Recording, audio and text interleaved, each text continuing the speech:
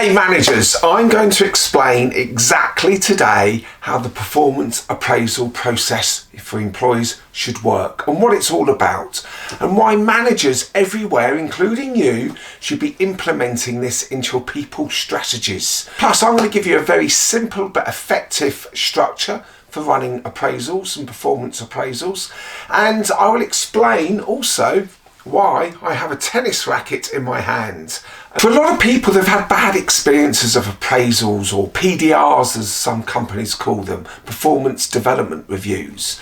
People don't like the thought of having to sit there and tick boxes and make HR happy and sort of talk about themselves and what they've been doing and what they perhaps need to do for the future. And they really find it very uncomfortable. Managers don't necessarily enjoy it either. It shouldn't be like that. So why do we have them in organisations? Well, they're actually a very good idea. One, for companies to make sure they've got the right skill set within the business. They've got the right people with the right experiences and knowledge, and they've got the right people for all the challenges that are in the future. So that's the benefit to the company. As a manager, it's making sure that we give people the opportunity to talk to us about how they see things. Perhaps their ideas, where do they think they need to be working on next? Perhaps for us as managers to get feedback. After all, who's the best person to tell you if you're a good manager? Yes, your team members. We'll come back to that. So there's lots of benefits to the company and to managers, and obviously for the team members themselves.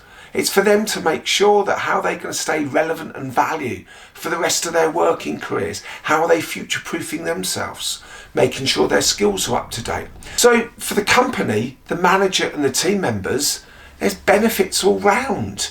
These should be exciting conversations. It should be all about future opportunities and plans and looking at ways forward, not just ticking boxes.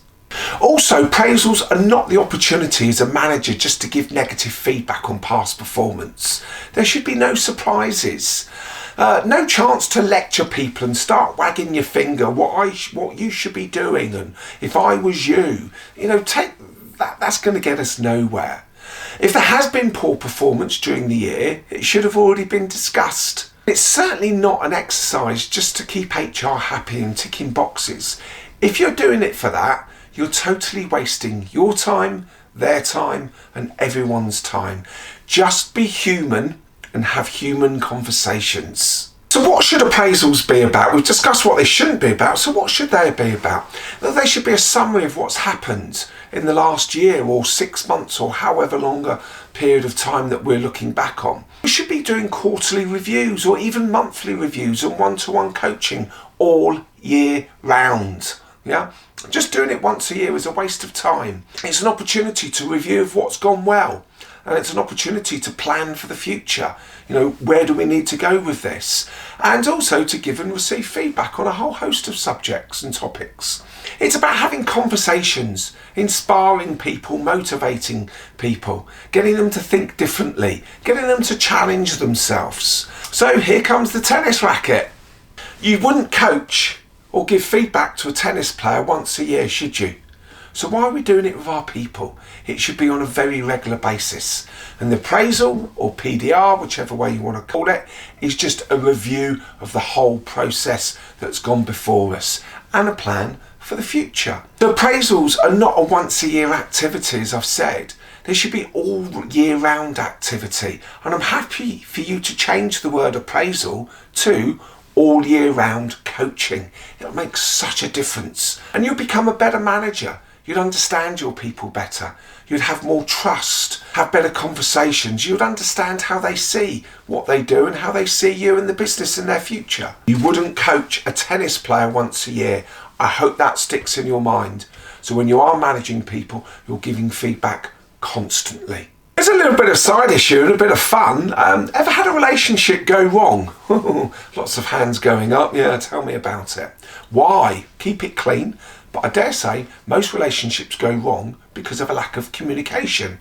That's an interesting thought. Let's apply it to the working environment.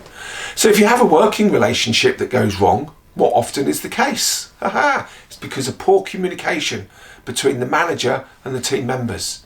They don't understand each other. They don't quite understand what's needed.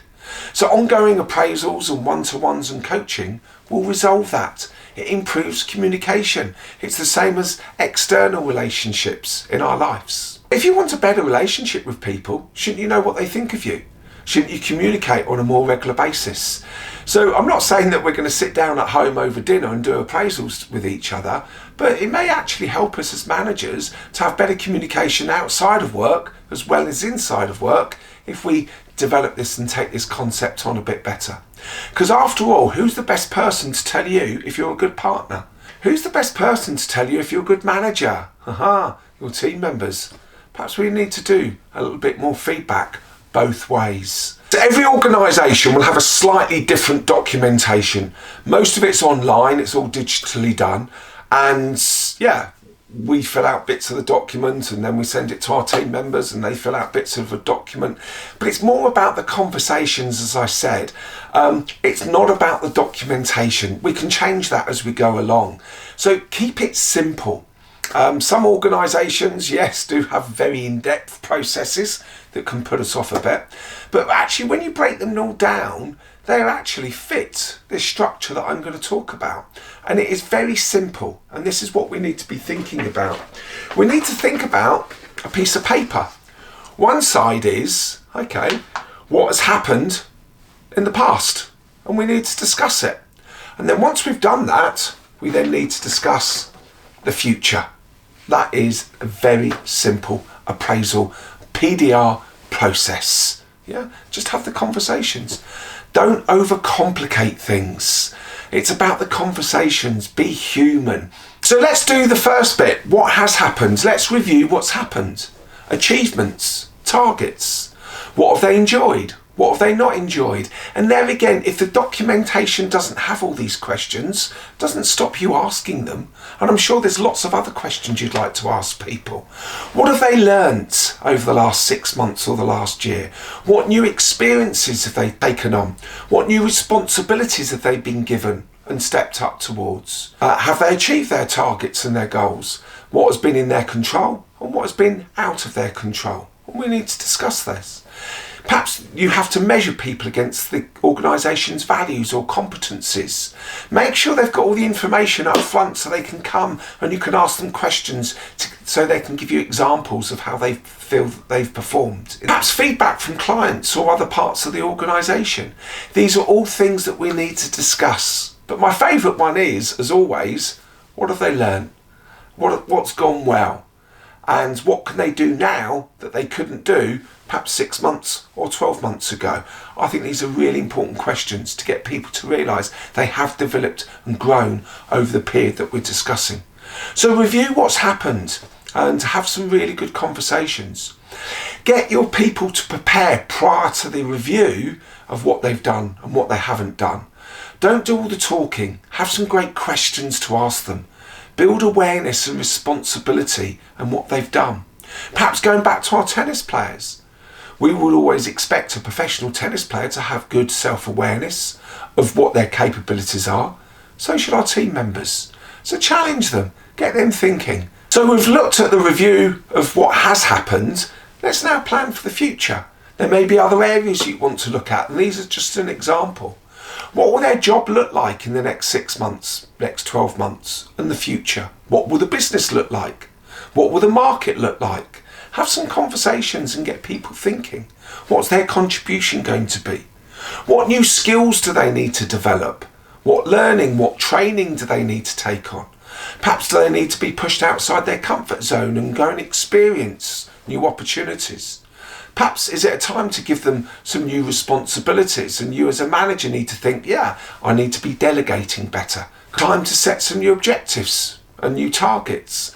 And if perhaps someone hasn't got a job that they're getting too stretched but they're happy doing what they do, perhaps discuss personal objectives. Perhaps you can show an interest in what they're doing outside of work. I think that's quite a nice approach personally, but I do appreciate that would only fit for certain conversations and certain people.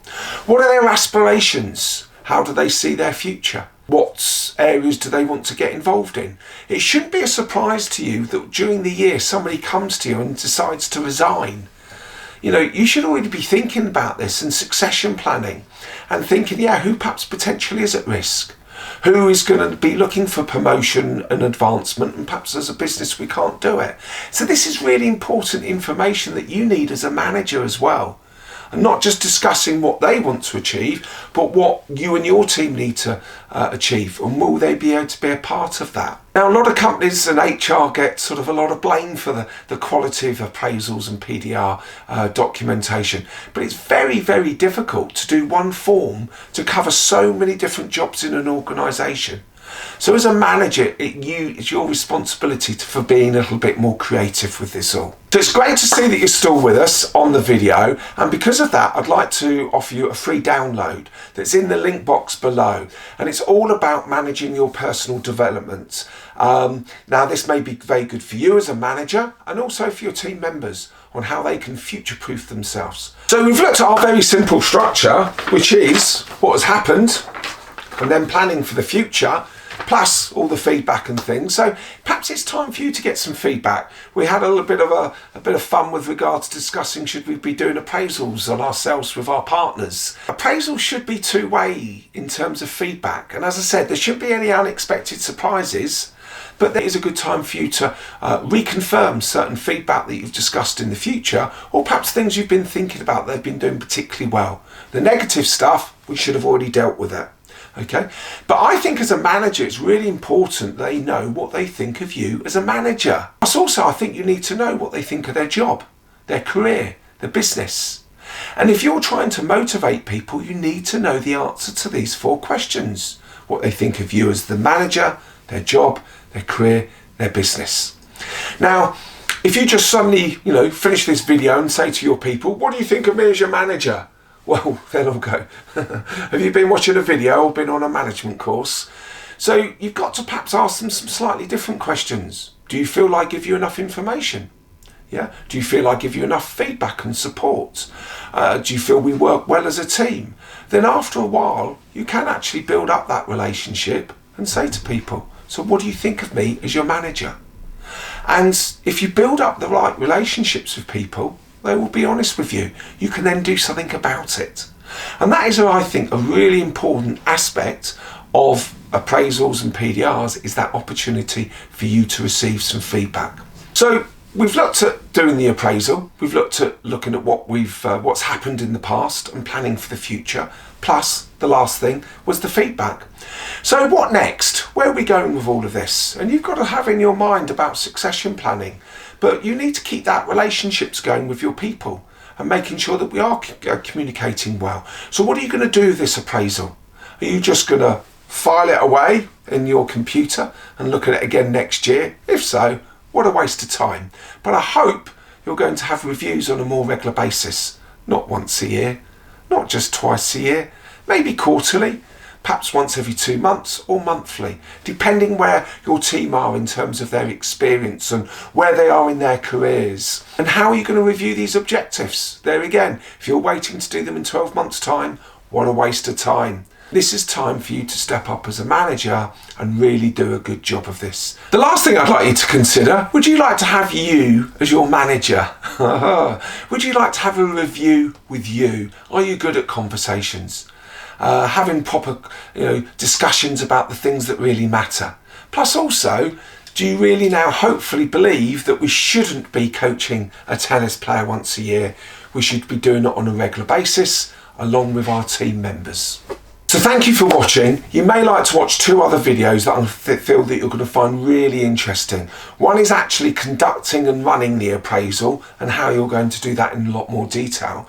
And the second video that you're going to enjoy and get loads of value out of, and that is how to conduct your own appraisal with your managers or directors. Subscribe, like the video, and I look forward to seeing you on the next one.